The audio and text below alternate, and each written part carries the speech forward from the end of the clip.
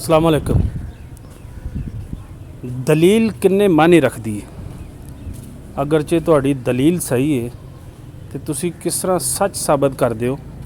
एक तुहानू मिसाल देने कि भाई वकील दे कोले ला पढ़न वाले जिहड़े स्टूडेंट सी वो क्लास दे विच बैठे सी और उन्होंने वकील साहब ने कहा कि भाई मेरे पास दो बंदे आए ने, एक नहाता है और एक बगैर नहाण तों है, एक गंदा आदमी। इन्हां जो दसो भी किस बंदे नूं नहाण दी ज़रूरत है। तो सारे स्टूडेंट फौरी तौर पर बोले और वो कहे कि भाई जिहड़ा बंदा गंदा है उन्होंने नहाण दी ज़रूरत है। वकील साहब ने कहा नहीं, उन्होंने नहाण दी आदत ही नहीं और जिहड़ा नहाता है वो ही नहाएगा। स्टूडेंट सारे चुप रहे।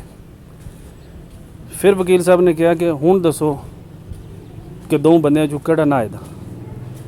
फौरी तौर पर फिर जवाब आया कि जिहड़ा नहाता है वो नहाएगा, दूसरे नूं ते आदत ही नहीं। वकील साहब ने कहा नहीं, जिहड़ा नहाता है उन्होंने तो ज़रूरत ही नहीं और जिहड़ा दूसरा उन्होंने आदत ही नहीं।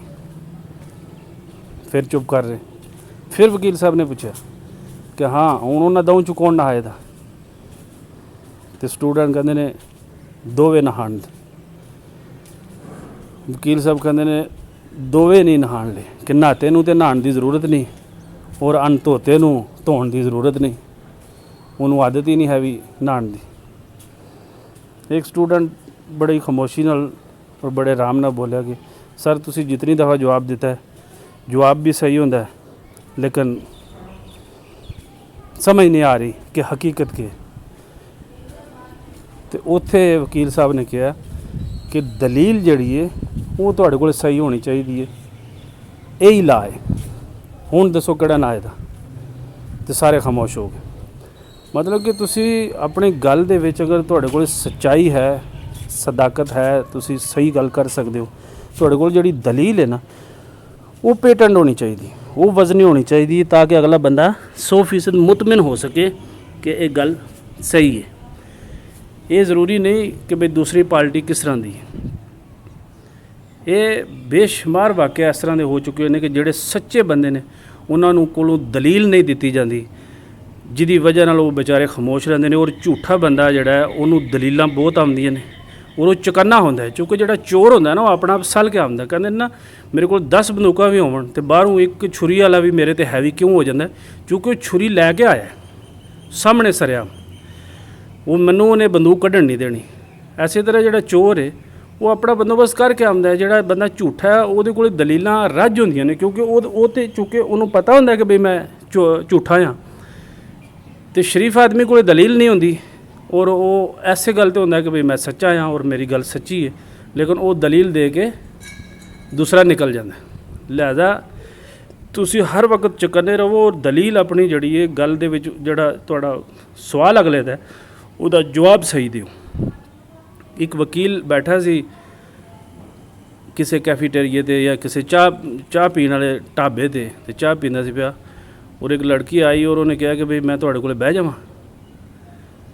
वकील साहब उन्होंने कहते हैं कि भाई मैं तुहाडे कोल बह जावां। तो वो लड़की कहती है कि भाई तेरी जुरत किस तरह हुई है, तू मैनू एक रात दे इन्ने पैसे कहण दा। उन्हें कहा मैं तो यह गल ही क्यों नहीं की है, भी मैं तो सिर्फ बहन वाले वास्ते कहा।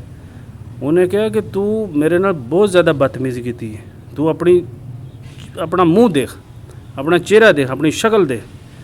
वो सारे बंदे इकट्ठे हुए और उन्होंने वकील साहब नूं काफ़ी छित्र खोसड़ा किया, बदतमीज़ी उन्हां नाल होई और वो चुप करके ना दूसरी टेबल ते बह गया। इन्ने चिर नूं वो लड़की कहती है कि भाई मैं एक समझ लो कि जिहड़े डिप्रैशन हुंदा है ना, डिप्रैशन बंदे दा वो चेक करना चाह रही सी कि बंदा जिस वक्त बेइज्जत होंदा है तो उसदी कैफियत क्या होंदी है, मैं उसदा कोर्स कर रही। तो वकील साहब फौरी तौर पर बोले तो कहंदे 1000 रुपया नहीं बहुत ज़्यादा ने, 700 ले लै, 600 ले लै। वो सारे बंदे फिर इकट्ठे हुए, उन्हें कहा जी ये 1000 मंगदी है, वो मैं 700 के। वो सारे बंदे ने कुड़ी वाल देखा कि ये तो अगे बड़ी चीखती सी भी और हुण 1000 तो मनदी है। भाई बंदे जो वापस गए तो वकील ने कहा कि भाई मैं वकील हाँ ला दा, तो मैं बाजी पलटना भी जानना है। जे तू मैनू चेक कर रही से ना ਤੇ ਮੈਂ ਵੀ ਤੈਨੂੰ ਚੈੱਕ ਕਰ ਲਿਆ। ਮਤਲਬ ਕਿ ਤੁਹਾਡੇ ਕੋਲੇ ਅਗਰ ਅਲਫਾਜ਼ ਦਾ ਚੁਣਾਵ ਤੁਸੀਂ ਸਹੀ ਕਰ ਸਕਦੇ ਹੋ ਨਾ, ਫੌਰੀ ਤੌਰ ਤੇ ਦਿਮਾਗ ਤੁਹਾਡਾ ਇੰਨਾ ਹੋਣਾ ਚਾਹੀਦਾ ਕਿ ਅਗਲੇ ਨੇ ਸਵਾਲ ਕਿਸ ਤਰ੍ਹਾਂ ਦਾ ਕੀਤਾ ਔਰ ਤੁਸੀਂ ਜਵਾਬ ਕਿਸ ਤਰ੍ਹਾਂ ਦਾ ਦੇ ਰਹੇ ਹੋ। ਅਗਰ ਤੁਸੀਂ ਸਹੀ ਜਵਾਬ ਦੇ ਸਕਦੇ ਹੋ ਤੇ ਬਾਜ਼ੀ ਤੁਸੀਂ ਆਪਣੇ ਵੱਲ ਪਲਟ ਸਕਦੇ ਹੋ, ਔਰ ਅਗਰ ਤੁਸੀਂ ਜਵਾਬ ਸਹੀ ਨਹੀਂ ਦੇ ਸਕਦੇ, ਬੇਸ਼ੱਕ ਤੁਸੀਂ ਹੱਕ 'ਤੇ ਵੀ ਹੋ, ਤੇ ਸਮਝ ਲਓ ਅਗਲਾ ਤੁਹਾਨੂੰ ਲੈ ਜਾਏਗਾ। ਇਹ ਦੁਨੀਆ ਦੇ ਮਾਮਲਾਤ ਨੇ। ਅਗਰ ਜੇ ਤੁਸੀਂ ਆਖਰਤ ਦੇ ਬਾਰੇ ਸੋਚੋ ਤਾਂ ਫਿਰ ਨਹੀਂ। ਇਹ ਸਿਰਫ ਇਸ ਦੁਨੀਆ ਦੇ ਵਿੱਚ ਇਹ ਸਾਰੇ ਚਲਾਕੀਆਂ ਚੱਲਦੀਆਂ ਨੇ ਕਿ ਤੁਸੀਂ ਵਕਤੀ ਤੌਰ 'ਤੇ ਅੱਛਾ ਕੋਈ ਲਫ਼ਜ਼ ਜਾਂ ਕੋਈ ਦਲੀਲ ਚੰਗੀ ਦੇ ਕੇ ਤੇ ਨਿਕਲ ਜਾਓਗੇ, ਲੇਕਿਨ ਕੱਲ੍ਹ ਰੋਜ਼ੇ ਕਿਆਮਾ ਨਹੀਂ ਤੁਸੀਂ ਨਿਕਲ ਸਕਦੇ, ਕਿਉਂਕਿ ਉੱਥੇ ਦਲੀਲ ਨਹੀਂ ਚੱਲਣੀ, ਉੱਥੇ ਸੱਚਾਈ ਚੱਲਣੀ।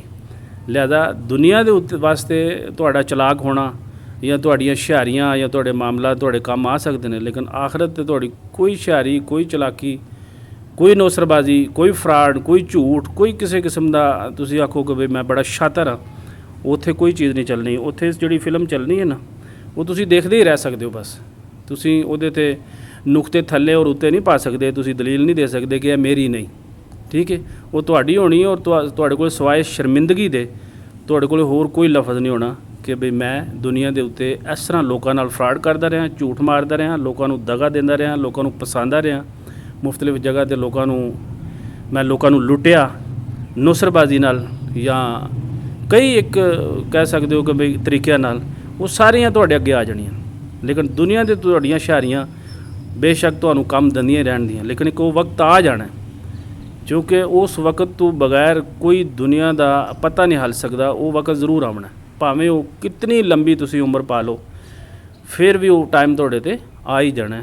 ਲਿਹਾਜ਼ਾ ਤੁਸੀਂ ਆਪਣਾ ਦੁਨੀਆ ਦੀਆਂ ਹੁਸ਼ਿਆਰੀਆਂ ਦੇ ਚੱਕਰ 'ਚ ਨਾ ਪਵੋ, ਆਖਰਤ ਦੀ ਤਿਆਰੀ ਰੱਖੋ ਕਿ ਵੀ ਜਿਸ ਦਿਨ ਮੈਂ ਕਾਬੂ ਆਉਣਾ ਉਸ ਦਿਨ ਫਿਰ ਮੇਰੀਆਂ ਕੋਈ ਦਲੀਲਾਂ ਕੰਮ ਨਹੀਂ ਆਉਣੀਆਂ।